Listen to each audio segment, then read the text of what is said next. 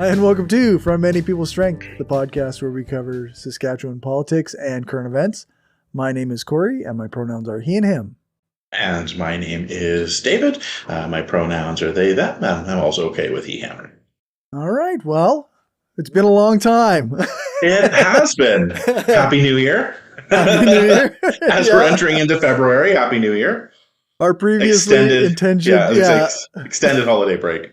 Yeah, we were going to be back a couple weeks ago, but I got ill, and then I was almost worried I got ill again this weekend, so I was almost worried we wouldn't make it this weekend, but luckily I started feeling better later last night. So. Oh, that's good. Yeah, it's some non-COVID illness has started going around now. I think I'm not a scientist, so I don't want to start speculating, but it just seems like all of a sudden everyone seems to be getting sick with non-COVID related stuff now too. So yeah. I don't know if there is some scientific reason for why that's happening now, but it's you're certainly not alone. I can't speak for other people, but I had like a serious stomach thing for like 4 days last week, and then I think this week it was just food poisoning. I think I just ate bad sushi and it tasted a little funny, but it was still good. It's fair. My favorite sushi place closed. Oh no! I was COVID, stupid flipping. I don't know if that counts as Saskatchewan news, but the best sushi place I have ever been to, and I lived on the West Coast. The best sushi place I've ever been to was out in White City. Urban Sushi. Yeah. It was really my parents who again live just outside Vancouver. Have specifically gone there when visiting Regina. So it's disappointing that it's gone, and one more business falling to COVID. Yeah, so. Yeah. There's one of the stories we will cover, I think, talks about restaurants closing and stuff, and it does seem like we're having a lot of trouble with keeping businesses open and supported, and even though we're all supposedly back to work and whatnot. Well, people are being more cautious, which is a good thing. Yeah. I ordered takeout from they actually stopped doing dine-in for most of COVID. So, but yeah, I got takeout from there a few times over the last little while, but it's just not enough for them. It's just not enough for some businesses. So, and I blame it on COVID. Maybe it was something else. There's other reasons for closing businesses, and the restaurant industry is a tough industry at the best of times. But this ain't the best of times. So, yeah, that's exactly it. What did they say? Most restaurants close within 3 to 5 years anyway. Yeah. So. Oh, it's a tough business, small margins. It's got to be a labor of love for those doing it. And often it is, but even still. Right. Yeah. And I suppose maybe if people got vaccinated, we wouldn't have as many worries about this. Yeah, that certainly would make a difference. I would suspect. It feels like broken record time, and I know, once again, many of the stories we're going to talk about are going to be COVID and pandemic related as we go through the episode today. But it really is just the defining story of our times. I don't know. It's we just want to be through it, and it's going to start. We're reaching that point where, because we didn't, again, we've said this how many times, because we didn't do what we needed to do early, it makes things even more difficult now. And our case numbers are higher than ever, but we're not doing the precautions that we did before. Right. So it's spreading like wildfire. And luckily, a lot of people are vaccinated. So when they catch Omicron, they're not dying in the numbers they used to. Yeah. So that's good, but it's still causing harm. They still can spread, which is shitty. So it's, Yeah. And, tracing is not the same as it was. Yeah. So if somebody gets it, we don't even know who they've been in contact with. Well, and people aren't like in a lot of cases, people aren't required to isolate even when they do have it now. Yeah. Which is bizarre. The direction coming out of the schools seems super weird. Yeah. And sort of inconsistent. And I guess no one wants to be seen as the bad guy, so everyone is trying to be as lenient as possible. Right. But when you come up with a plan that only works if nothing goes wrong, it's probably not going to work because probably something is going to go wrong. Something always goes wrong. Well, and something going wrong includes not 100% of the population following the rules that you do set. Yeah. So we know that's not going to happen. Yeah. And it sucks that the rules then need to be stricter for those people who do follow the rules to compensate for all the idiots who don't. Yeah. Yeah. Yeah, and then, like you say, when you relax the rules, then even the people who are being strict are like, well, now do I just put my own rules on myself? Like, what am I supposed to do? Because now my boss wants me to be at work every day in public or whatever. Yep. Stuff like that, but. Yeah.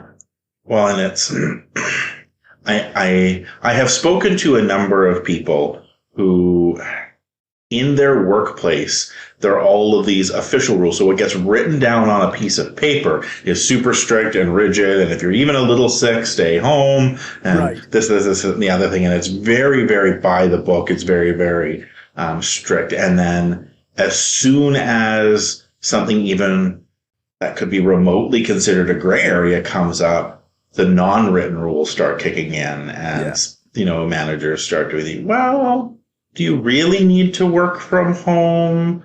Or, okay, so I understand that, your rapid test came back this way. So maybe like stuff like that, right? Yep, so it's Or frustrating. I know some places they're still working very shorthanded. So then the handful of employees that are still going to work, if they get sick, they can't actually take time off because then there's nobody to cover or there's, doubling up the work for their coworkers. Right. So, I think everyone's exhausted. Yep.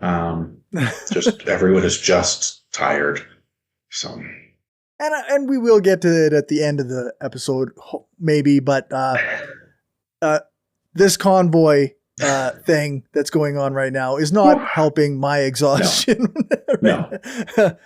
So not at all. It's adds to the frustration for sure. It seems sometimes like people are intentionally maintaining the most ignorant perspective they can. Yes, like absolutely, it seems that way. I would argue possibly because they are. We've talked about this before, though. Too, it's when something becomes a part of your identity. It becomes really tough to give it up because at a certain point, the social capital lost for changing your viewpoint becomes so great. It's actually not a rational position to believe the truth. It seems weird to say that. And a friend of mine was talking about this the other day and I was asking like, so, maybe not COVID, maybe not, this, creationism or some of these other stuff, but like, what is it that you have? Like, and trying to do some of that self-examination. Right.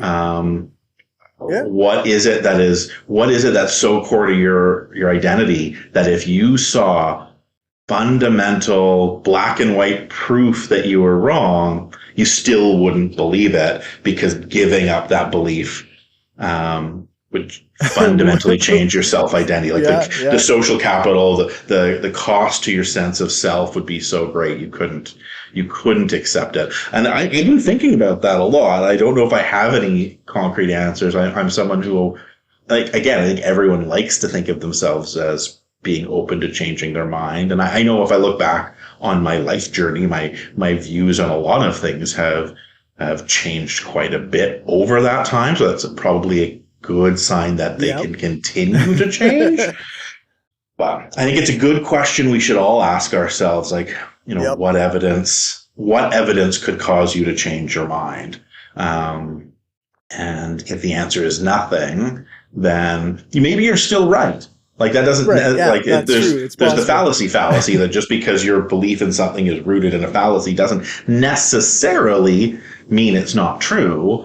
But it's still sort of a good thought experiment that we can do with ourselves to try and deconstruct some of our own rigidity. Absolutely. I'm getting a lot more philosophical than a podcast about Saskatchewan politics. I feel it's probably more suited to some of your other podcasts as I wax philosophical about the nature of reality and truth. I think it's fundamentally important to recognize, because Saskatchewan seems to be in the similar epistemological crisis as the rest of the world.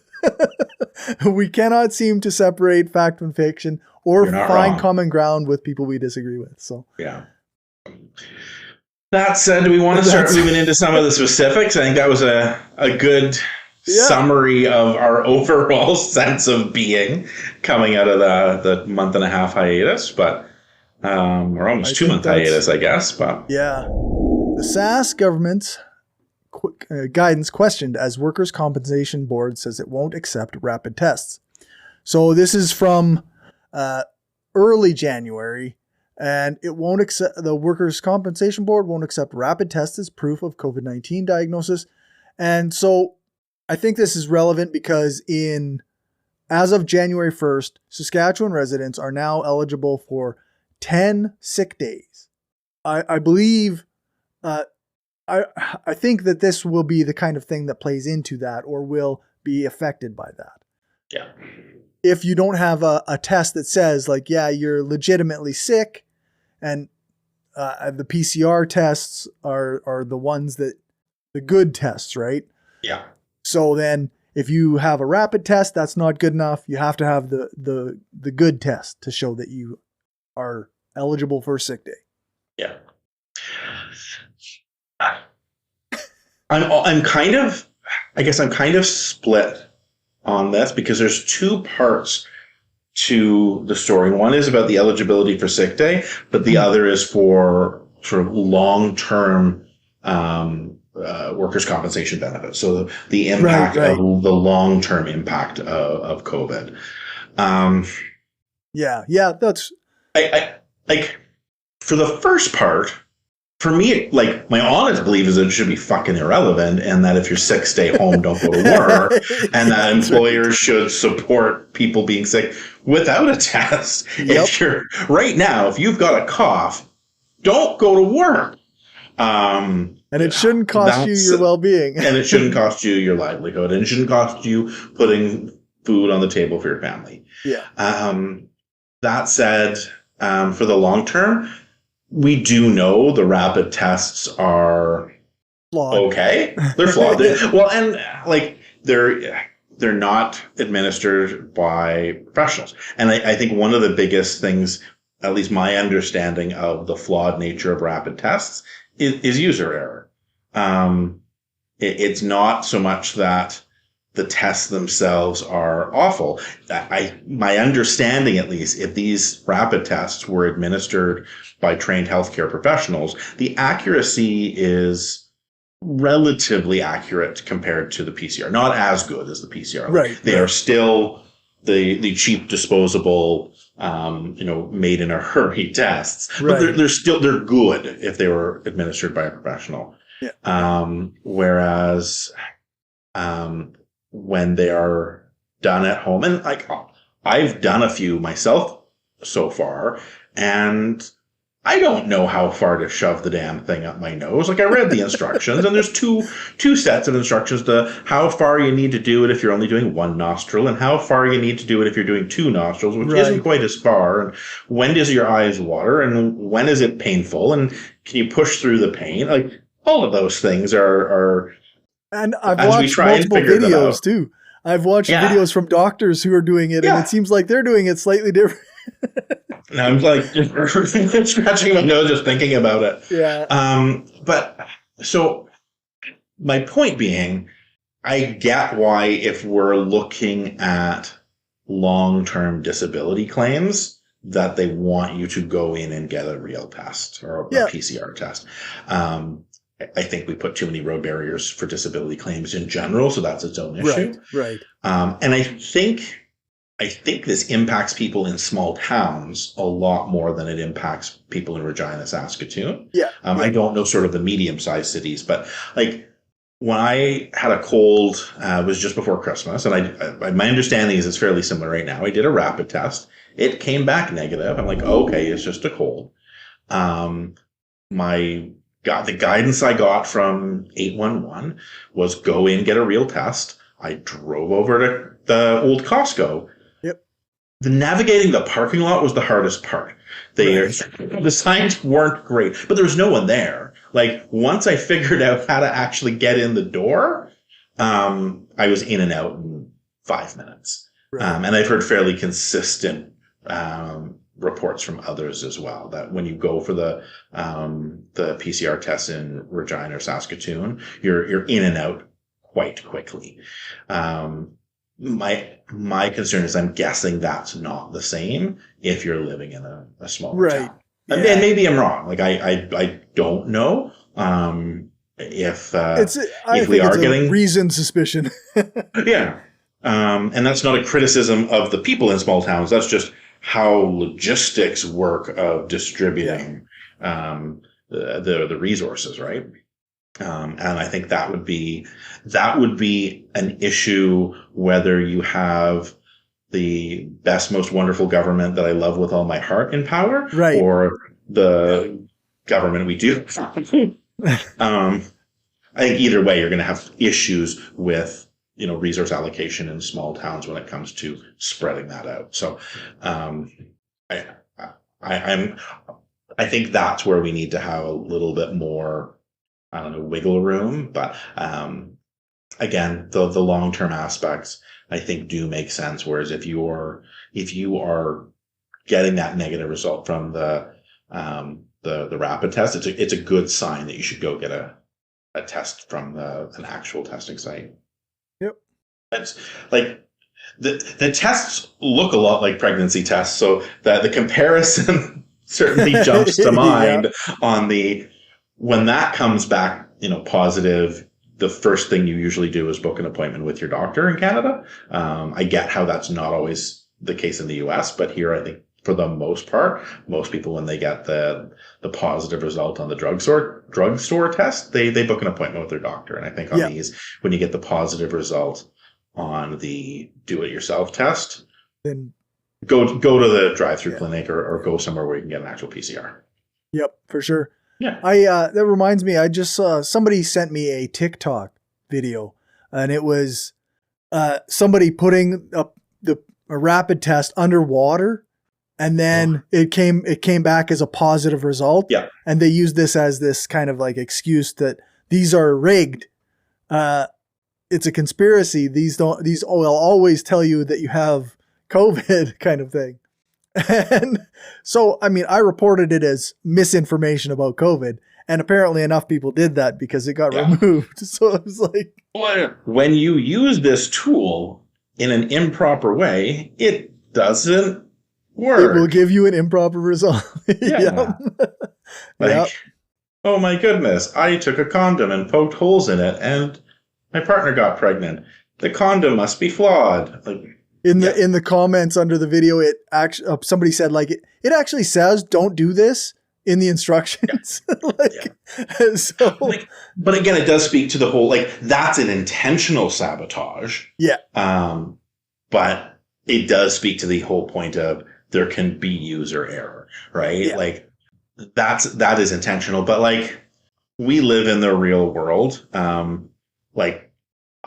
first time I took the second time I took a rapid test, I had a cold. I was feeling sick. I went and had a bath to try and relax and clear my sinuses. And my partner came and brought me a rapid test. Took it in the bath. Could there have been water droplets get onto things? Could it have extra moisture in the air, right? Could I have had wet hands when doing this? I was careful, and you have a partner who knows what they're doing when it comes to administering them. So like, that's fine too. But again, a human being. A human being. Yep. And again, it came back negative. Still went and got the test just to make sure at the PCR center, and was negative there too. I've successfully done the Neo at the end of the Matrix thing, dodging COVID. There you go. Bullet time. Bullet time. Yeah, this is a sad story. Record number of Sask people died from drug toxicity in 2021. And they say the number of Saskatchewan people suspected to have died from drug toxicity in 2021 is more than double the number from 2 years prior. 464 confirmed or suspected, according to the Saskatchewan Coroner's Office. So they said for sure there's 225 confirmed in 2021. So there's still a few that are suspected to have died from overdose. And in the article, there's discussion about the role that fentanyl has played in some of these cases. And I guess there's the Saskatchewan Overdose Awareness Group. So that's somebody that's a group to pay attention to and look for if you want to support people who are dealing with this overdose crisis in the province. And we've talked about this before as well. I think one of our very first episodes, so going back, quite some time, much closer to the beginning of the pandemic, we talked about how this is one of the side effects of isolation. And I don't correlation isn't causation. However, I don't think it's coincidence that this is happening during the pandemic. Right. And us bleeding heart liberal types are not unaware of the cost of lockdowns and isolation. It's not like we're going, hey, we need to have all of these rules and restrictions in place and nothing bad can come of it. It's all hunky-dory. Right. It's the risk from COVID is worse, but that doesn't mean this isn't horrific and awful, and humans are not meant to be as isolated as all of us have been over the last 2 years. And again, my incredibly fervent hope is that in 2, 5, 10 years from now, when most of us have the luxury of not having to live in pandemic type conditions anymore, and sort of have returned to our regular levels of socializing and contact with other people, that we remember what this was like and the difficulties and the challenges. And once again, for the first time, start viewing addictions as a health issue rather than a crime issue. And look to ensure that there are supports in place, and there are social supports in place as well. So yeah, for sure. I just spoke to somebody earlier today about some of the issues that go along with addiction and how hard it can be even during the best of times to get away from that addiction. So it's even harder now. And the article talks about the importance of safe injection sites. And I think, I don't think that can be stressed enough either. How we have harm reduction sites for alcohol. We have safe consumption sites for alcohol. We know that is, the science shows that is better for other drugs as well. And that it's the moral choice is providing them. I don't care about if your morality says drugs are bad. I don't fucking care. Death is worse. And that should be the overriding moral choice as well. So, I don't know how much to say about it. It's news because he's the premier, but he tested positive with a rapid test. I don't know if he ended up going and getting a PCR test, but I'm assuming he would. But this is almost 2 weeks. This is over 2 weeks ago now. So yeah. I think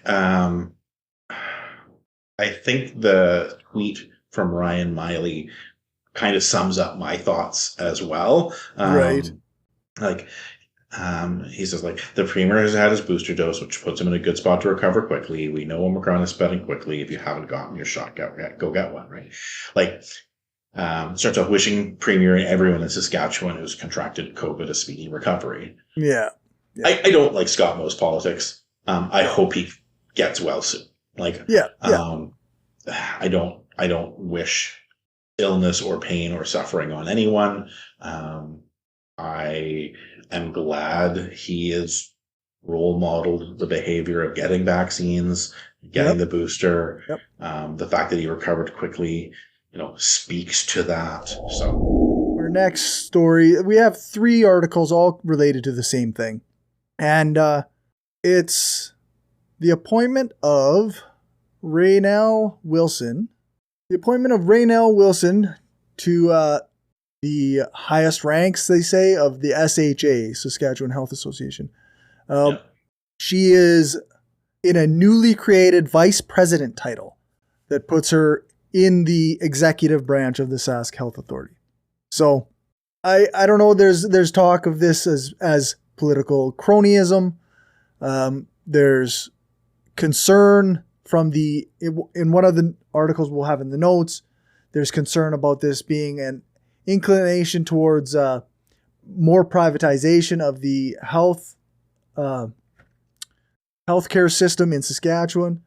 There was a lot of criticism from the NDP and from Saskatchewan Labor Federation, but the Sask Party seems to think that this is all on the up and up, and that Wilson is a person who has contributed to public service for a long time and whatnot. So, you mentioned TikTok earlier. There's a TikToker that I follow who is a paralegal that works out of Ontario, and he was talking recently about the Canadian Constitution. And this is sort of going a little far afield, but it links back. And he talked about how there's the 3 sort of written parts of our Constitution, the British North America Act, the Repatriated Constitution 882, and the Charter. But then there's sort of the 2 unwritten parts that are equally part of our Constitution, which are parliamentary norms and common law. And I think this speaks to the disrespect for the parliamentary norms aspect. Mm-hmm. This is supposed to be nonpartisan. Right. And one of the things I've talked about, again, I've talked about this before a lot, but we talk about a lot of the same things over. One of the themes that I see coming out of conservatives a lot is how much they trust the NDP and the Liberals and progressives in general. And what I mean by that is they keep doing things that violate parliamentary norms, that violate certain unwritten rules on behavior, that will fuck themselves over if the other side ever gets in power. So either they don't think democracy is going to happen in their lifetime and they think they will just continue to rule a one-party state forever, which I hope they don't actually think, because no matter how much you like a political party, I would hope that you would agree that any one party staying in power forever is a bad thing. Yeah. That they just trust that if the NDP ever form a government in Saskatchewan, they would never do the same thing. Yeah. And we saw it when the Conservatives were in power federally, and it sucks because it again, it does one of 2 things. Either you have a situation where when the more progressive party gets into power, either NDP provincially or Liberals federally, they have to play by a different set of rules. And they basically say, yep, you're right. We are more trustworthy than you. We are going to follow the rules. Yeah. Or you have what Chrétien did federally, which is, okay, I'll take all of the power that you absconded with and use it too. And you have this escalation. Which is the case in much of the executive power of the presidency in the U.S. Like it increases every time because they do more and more things through that branch. But and so I think, again, this is one, like, this is like the SHA is supposed to be nonpartisan. Like, I would think, especially during a public health crisis, even more important. Yeah. But again, it's a bad precedent. And if and when the NDP form a government, I should say when, because again, I don't see a party it will other happen than the eventually. NDP. Yeah, I don't see a party other than the NDP being the ones to rise up and challenge the Sask party. No. You know, if and when a party other than the Sask party comes into power, again, it's going to be those two choices. Will they say, okay, you know, this should be an apolitical position? Yes, fine. Our political opponents abused their power, but we're not going to. In which case, they're trying to fight a political battle with a hand tied behind their back. Yeah. Or they continue a cycle of being shitty, which both of those options suck. Yeah. And I honestly don't know which is better.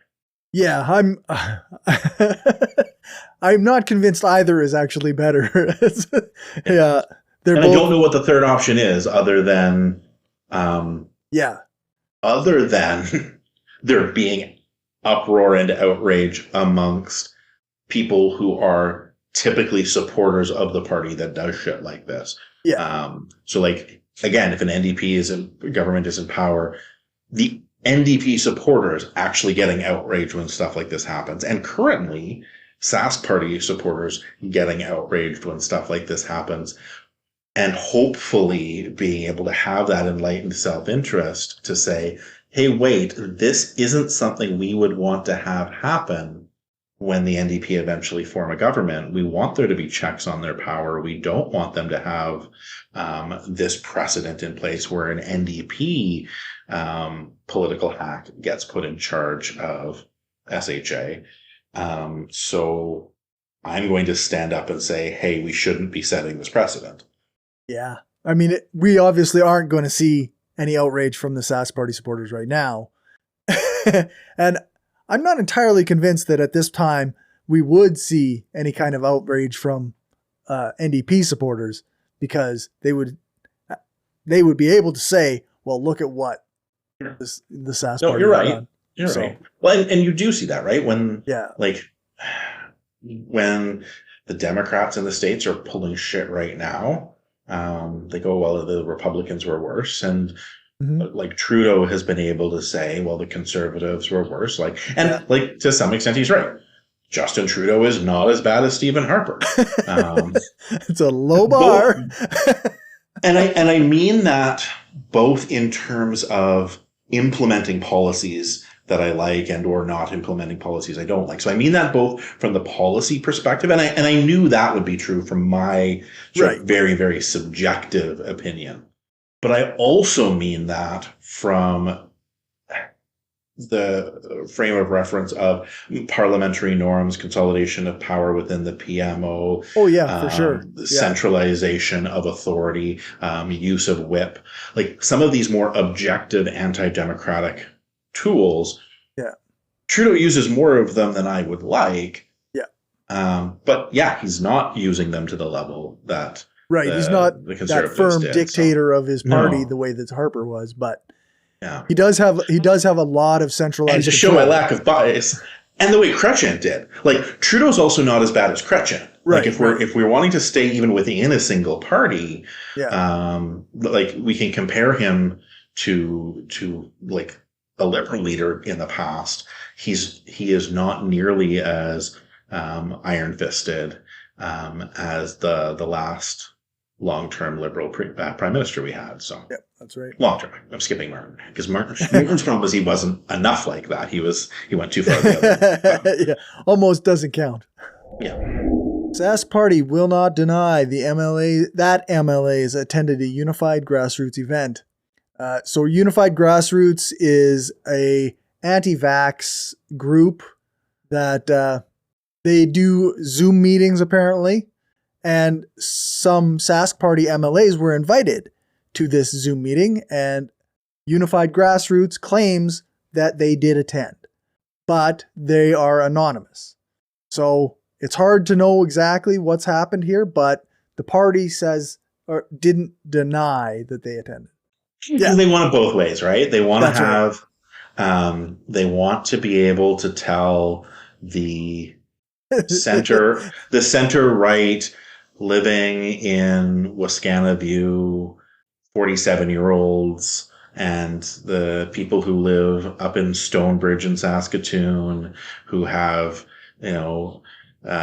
queer children and nephews and all of that okay, no, these are, I can still vote Sask Party because they're not like the Republicans in the US. You're just right. Scaremongering. They're not that bad. They're moderates.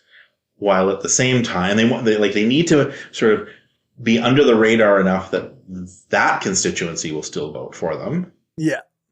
While also not pushing their constituency over to the Buffalo Party and I don't even know what some of the other movements are, into the sort of more fringe movements. And also not just their constituency, but I think to some degree their own MLAs, because realistically, the threat from the right now within parties like the Sask Party and the UCP in Alberta isn't really at a grassroots level. Right. The Buffalo Party, the Buffalo Party at this point is never really going to get above, 5% of the vote.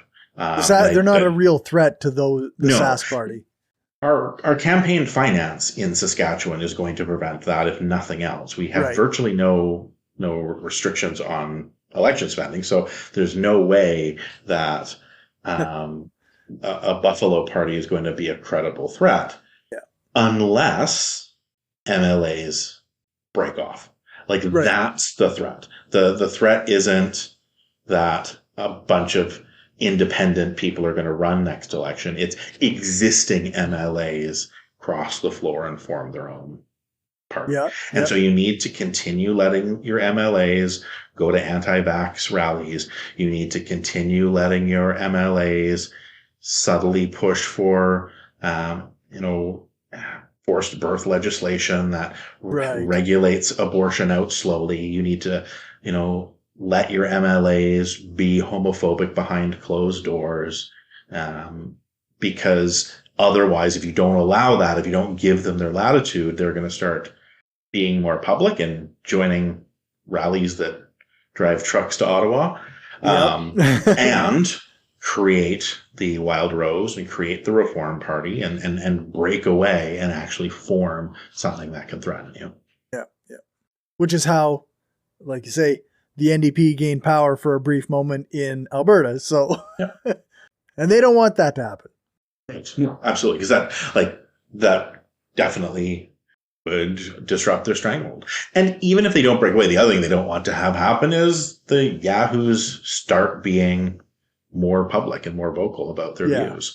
So you need to give them just enough leeway that they feel that they're being listened to, that they feel that they have their freedom, so that they can go to anti-mask rallies. They can still go to parties with white supremacists privately and sort of support, the people that are homophobic on the down low. And if they feel that they have enough freedom to do that privately, they won't have to do it publicly. So I don't envy Scott Moe having to walk that tightrope. But again, you also don't have to walk that tightrope. You could just say, you know what, I don't care about the political cost. human lives are at risk and their behavior is intolerable. So like he could say that there's nothing physically preventing him from actually taking a moral stand. That's a really important point too, because in his world, he's doing that calculus, and sometimes the calculus is like that figuring out of what is the best political move isn't going to be moral, right? Like it's not going to be the right move ethically. So, but he also, I don't know, we don't know his inner thoughts. Maybe he agrees with these people and maybe he doesn't. Yeah, that's true. That's an issue in and of itself. And yeah. Saskatchewan premiers claim that restrictions don't curb Omicron lacks evidence, according to an epidemiologist. This is related to Scott Moe doesn't think that we should have any restrictions on limiting people on gatherings. And this is contrary to what Chief Medical Health Officer said. And this article says 2 doctors, but multiple doctors have said that this is not correct. Restrictions on limiting people and gathering does have an impact on transmission. Ending vaccines or vaccine mandates in the not too distant future, because he doesn't seem to think that it's necessary anymore. And again, I said we don't have the story, but also there was a lifting of restrictions on what was it? The staying home when you're isolating when you get a positive test, stuff like that. It just over and over again, it seems like Scott Moe has decided that he's done with this pandemic. We're done with this pandemic, and the numbers be damned. The facts be damned. We're just done. Yeah. I wish it worked that way. That would be great. I do. Yeah. Right? That would be great. Don't we all? Like, isn't that true on a personal level so often too, right? You know, how many times have I, you know, has one of us, you know, had a cold or been sick, and more serious illnesses too, and been like, I wish I could just pretend that I wasn't sick anymore and be able to go about, you know, my daily life. I talked about how before Christmas I had got a non-COVID related cold, but I got a cold, and I work at a job where I can work from home. And so, you know, my first 3-4 days of having this cold, I worked from home, and I was like the Thursday of the week, I actually had to take a sick day. And I look back on it going, I was stupid for working from home. This wasn't just I have the ability to work from home and I'm working from home because I was actually sick. I should have not worked on the Monday, rested, recovered, maybe been okay to work Tuesday, or maybe not if I still needed the rest. I don't know because I didn't. So instead, I did a bad job at my work for 3 days in a row where I wasn't doing well.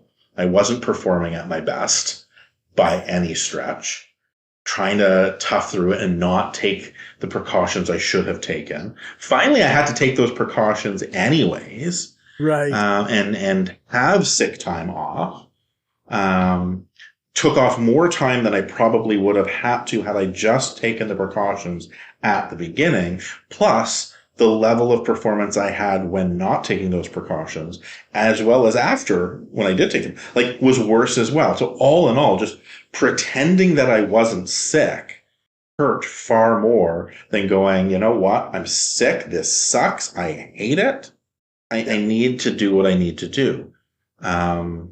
And, you know, we talk about, you know, if you're given a 10-day dose of antibiotics, then, like, the thing that every single doctor, pharmacist, every medical healthcare professional that you come in contact with from that day stretch, the first thing they tell you every single time without fail, you probably hear it 30 times if you hear it once, is do not stop when you're feeling better. That's the worst thing you can possibly do. Take all 10 days. You know, you talk to people who are cancer survivors and they talk about during the toughest days of chemotherapy, it was every ounce of willpower they had to continue taking the chemo, because the chemo itself like was so painful and so challenging and so difficult. And yeah, every single one of them probably wishes they could just pretend that the cancer was gone and that they didn't need the chemo anymore, because the chemo really fucking sucks. Yeah. And COVID precautions really fucking suck. The vaccine is a shot in the arm. Like, it's not That's easy, pleasant if you get some side effects. I was, again, when I got mine, I was knocked on my ass for a day or two. Like, it's not pleasant, but like the social isolation, like the last 2 years have been awful. They have not been pleasant. Trying to navigate school from home, trying to navigate missing friends. I'm sick and tired of visiting through Zoom. Like, all of these things suck. And yeah, I wish we could just pretend COVID was gone so we didn't have to do them anymore. But that's just not how it works. Yeah. Yeah, it's the thing that I've heard from many people, right? Like, I'm done with COVID. But that's the thing, like, it doesn't work that way. It's not done with us. It makes me think of like windy days at work, or really, really minus 40 days at work. Like, I have to go outside and do the work, regardless of the 50-kilometer-an-hour gusts, regardless of the minus 40. And I hate it. And absolutely, when I realize it's time to go out and do the work, I'm like, no. But the work has to get done. Yeah. Yes. So you got to do it. Yeah. And the precautions still need to get taken as much as they suck. Yeah. And yeah, ending proof of vaccination policies and ending self-isolation. It might have got bumped here, but there was a story about a church in Melfort and how churches don't actually have to have a vaccination proof for you to go to church.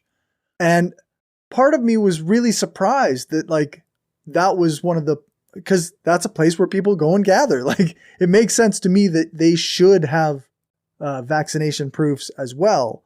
But, and I get it. I get the desire to stop the isolation. I don't want anyone to, for a second, think I don't have empathy for the desire. June of 2021, like, got my vaccine, second shot on June 20th. July 3rd, I was like, all right, we'll watch the socialize. It's been 2 weeks since vaccine number 2. We've got a lull. Let's hug. I miss hugging. A lot of things I missed as well. And so, yeah, like, again, I tried to stay cautious. I, would only go socialize with people who were also double vaccinated and have those conversations and all of that. But I get the desire to congregate again. Like, you and I have both talked about how, again, speaking of churches, like, one of the biggest things you hear within the atheist community is, that lack of community that people feel when they've left a faith. They'll talk about, I don't miss the belief in God. I don't miss sort of the sense of purpose that, Christians think I'm going to miss. No, I got that. Like, that piece is covered. My sense of awe and wonder at the universe is, like, all good, untouched, if not greater, now that I don't believe in God. I miss, after the hour of sermon, going into the basement and drinking tea and coffee with everyone and milling around. I miss hearing a kid crying in the back pew. I miss standing and singing a song with 100 other people, half of which are out of key, right? Like, that's this beautiful, wonderful sense of community that people who leave faiths miss. And I think a lot of atheist communities do a wonderful job trying to rebuild it, or secular communities. And I think society as a whole is transitioning away from churches being the only place where you can find that. Right. But, this is not a new phenomenon. And so I get why people who haven't left faiths are missing it even more because it wasn't even by choice. Like Right. if someone leaves a faith and no longer has that community to fall back on, they can at least say, you know what? Living my truth is worth not having that sense of community anymore. And I'm sad that that community may have turned their back on me, or even just, I don't feel I belong in it anymore, but at least I can at least I can fall back on the fact that it was my choice. Right. For people who are religious, I get that it sucks because it wasn't your choice to have this pandemic come, and that is a core part of your identity and a core part of how you connect with the world and with other people. So it does suck. And I hope that we get to a point where it's safe to consistently have those communities again. I just wished everyone would participate equally in the sacrifices needed to make it safe again. Yeah. No. Sorry, I was a rant. I was a little bit soapboxy there. That's perfect, actually. We're running up on 55 minutes here, so sure. I think we might have to call her a night. Yeah, no worries. No, I think the next story we're going to talk about was what we talked about at the beginning of the show anyways, around restaurants. Yeah. And I think none of the others are stuff that is super, super time sensitive to talk about. And I think most of them can be saved for another 2 weeks. So, or there will be more to talk about. And there will be more to talk about. I was going to say we were going to talk a little bit more, I think, about the truck rally, but I think in 2 weeks from now, we'll have a little bit better hindsight talking about it, because we record on Sundays. So at this point, we don't know all of the shenanigans that are going to come out of this rally. So I think, again, in 2 weeks, we can been watching Twitter and Facebook and seeing a lot of the stuff that's been going on, but a lot of it doesn't even make fully like a whole lot of sense at this point. Well, it makes sense if you, depending on the lens you look at it from, right? Yeah. This was never actually about truck drivers. Like more and more that comes out, we know that was it's you got a bit of astroturfing going on, and you have a bunch of white nationalists who wanted to have a rally and organized one and use this excuse. Slapped the excuse on top of it. And I feel bad for the people who got hoodwinked into believing them. But at the same time, if you're not being cautious about who you lay down with.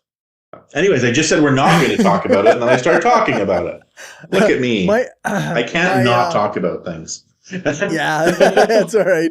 My instinct always is, if somebody at the place in the group that I'm in starts waving a Nazi flag, that's my cue to exit. Yeah. Your cue to call it out and say, hey, put that fucking flag away. That's not like, don't say to the people who aren't at that group, hey, this isn't who we are. Say to the people who are carrying the fucking Nazi flag, no, this isn't who we are. Yeah. That's who you have to say, no, this isn't who we are. But they can't do that because that's who they are.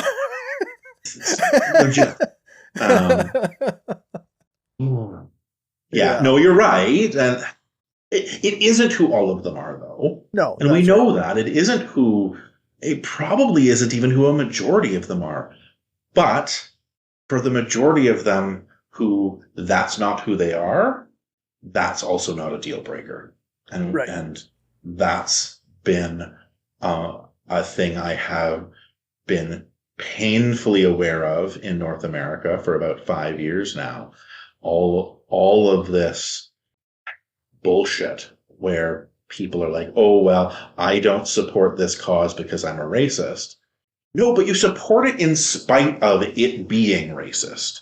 So, I don't care that that's not the reason.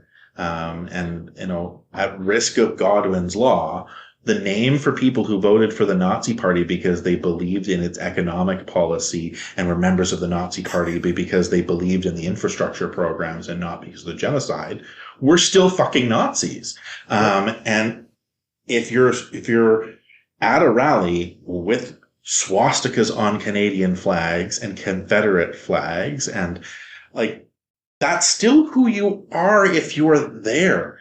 And you got two choices: leave, as you said, or shut it the fuck down so that shit ain't at your rally anymore. Yeah, that's right. So, with that, you can find us at anchor.fm/frommanypeoples. Our Twitter is at skpoliticspod.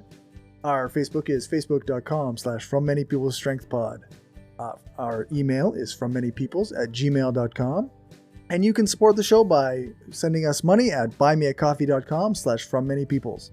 That should be it. Yeah, thank you once again, Cory, for all of the technical work you do behind the scenes to make this happen and to make it sound good and to make it so that my slurping of water while we talk isn't coming through and all of those great things you do. I know this podcast would not be a fraction of what it is if you didn't put lots of hours of labor in outside of the time we spend chatting. So I appreciate that very much. You're very welcome. I appreciate your time as well. All right, take care. See you in 2 weeks. You bet.